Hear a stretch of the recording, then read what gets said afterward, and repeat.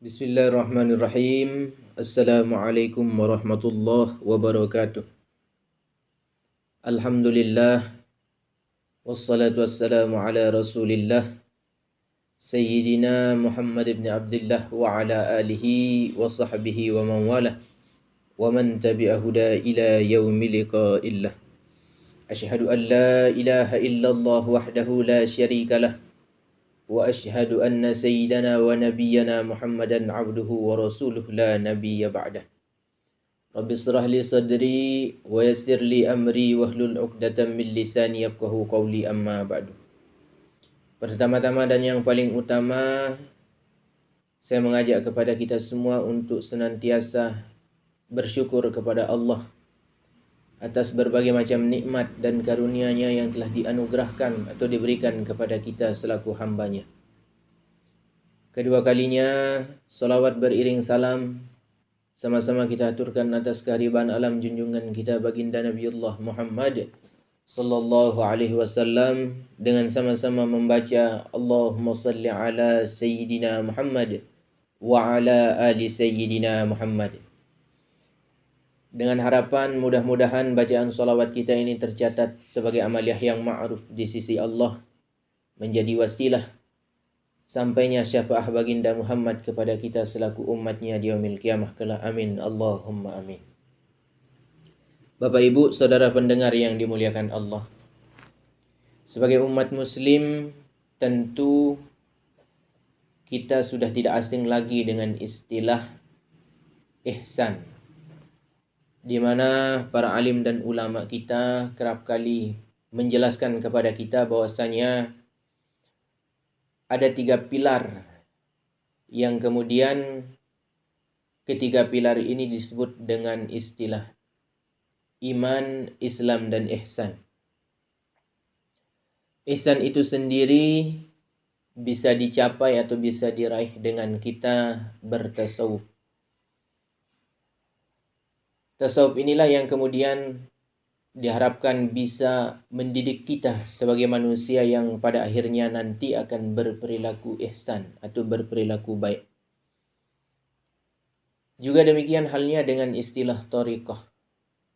Tentu tasawuf tidak jauh-jauh dengan istilah yang kerap kali kita dengar yang saya sebut tadi dengan sebutan thariqah atau metode. Kita sederhanakan saja bahwa di dalam tasawuf itu sendiri ada istilah thariqah. Tasawuf diibaratkan sebagai sebuah bingkai atau cover yang mengcover thariqah atau metode itu sendiri. Metode ini kemudian ditawarkan oleh para alim dan ulama yang diharapkan bisa mendidik kita untuk kemudian pada gilirannya nanti berperilaku ihsan. Berbicara tentang tasawuf, tentu kita tidak akan jauh-jauh dari akhlakul karimah atau akhlak yang baik.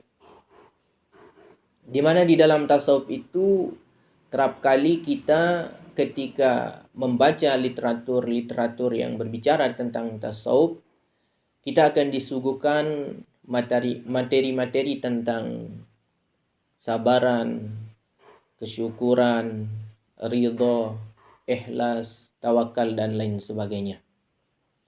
Yang mana kemudian akhlak-akhlak yang baik ini bisa tercermin dari pribadi kita seorang muslim. Nah, dalam upaya untuk melahirkan akhlak-akhlak yang baik itu dari diri kita, tentu kita membutuhkan sesuatu yang bisa terlebih dahulu membersihkan diri kita. Oleh karena itu dalam dunia tasawuf kita tidak asing lagi dengan istilah takhalli, tahalli, dan tajalli. Takhalli ini disebut sebagai ikhtiar kita atau usaha kita untuk mengeluarkan sifat-sifat tercela dari diri kita untuk kemudian setelah itu kita bertahalli, yakni mengisi diri kita dengan sifat-sifat yang terpuji. Kenapa kemudian takhalli itu menjadi sesuatu yang didahulukan daripada tahalli? Ada ilustrasi yang sangat menarik dalam hal ini, yang mana ilustrasi ini diperdengarkan oleh guru-guru kami ketika beliau menjelaskan tentang hal ini.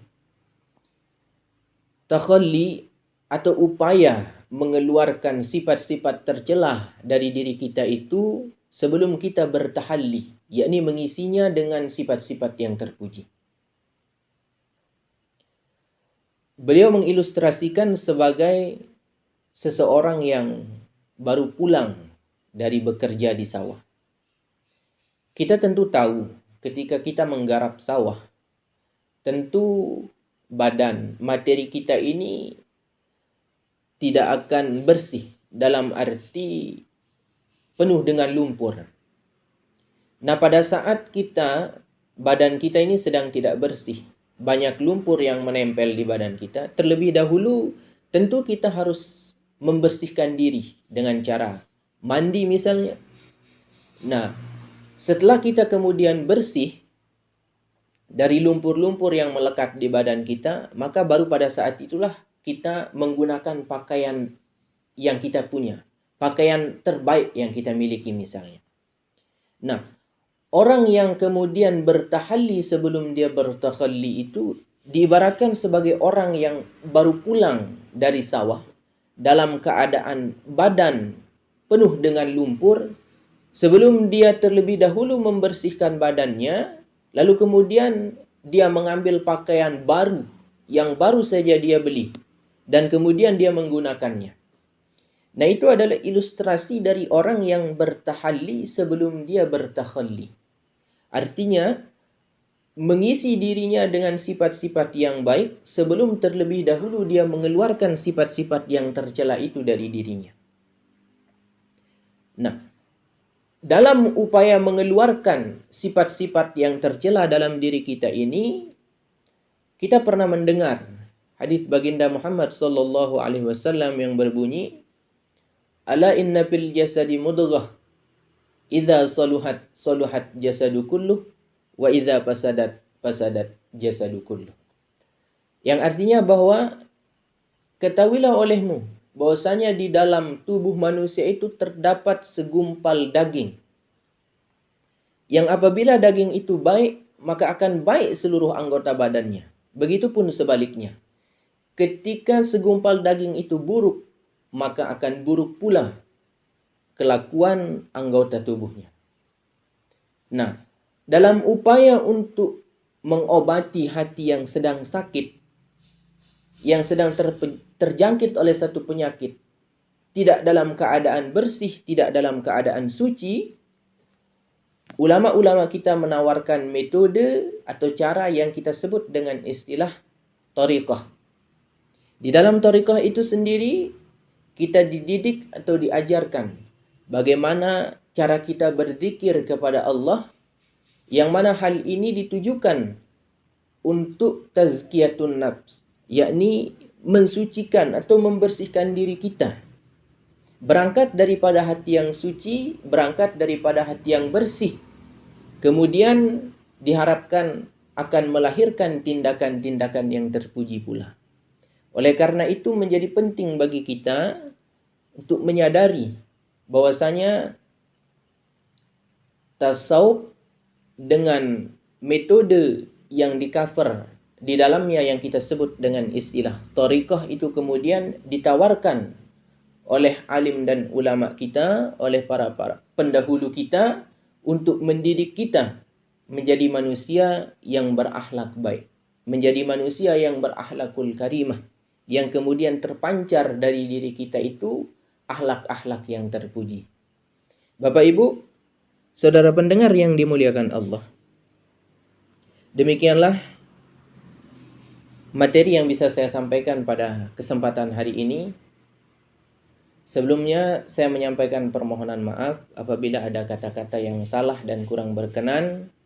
Mudah-mudahan kita bisa mengambil hikmah dari apa yang saya sampaikan, khususnya saya pribadi bisa mengambil hikmah dari apa yang saya sampaikan, dan umumnya kepada seluruh pendengar yang dimuliakan Allah. Akhirul kalam, hadanallahu wa iyyakum ajma'in ila siratil mustaqim. Assalamualaikum warahmatullahi wabarakatuh.